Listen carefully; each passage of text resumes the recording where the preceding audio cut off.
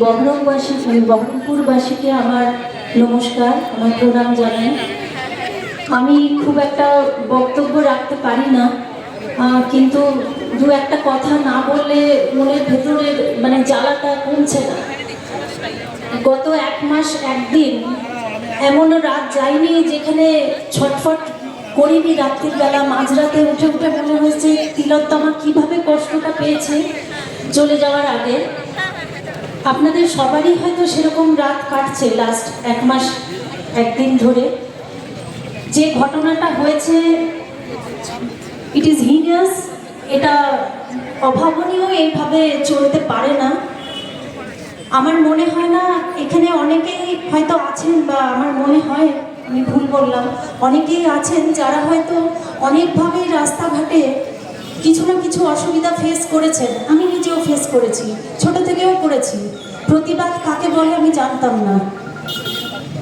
আমার ছোট মেয়ে আমাকে কালকে জিজ্ঞেস করলো, মা ওই দিদির সঙ্গে কি হয়েছিল?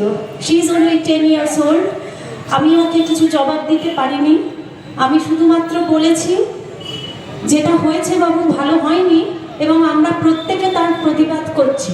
এখানে শুধু একজন ডাক্তার মেয়ে নয়, শি ইজ আ ওম্যান, উনি একজন মহিলা। আমরা এটা শুধু ডাক্তারদের ব্যাপার না, এটা সমস্ত মহিলা যারা আছেন, ছোট বোনেরা, আমাদের মেয়েরা, মায়েরা, কাকিমা, জেঠিমা, সকলকার অপমান এটা যেটা হয়েছে। তো শেষে একটাই কথা বলতে চাই যে এই মুভমেন্ট যেন বন্ধ না হয়। ডাক্তারদের পাশে যে সাধারণ মানুষরা এইভাবে আপনারা দাঁড়িয়েছেন,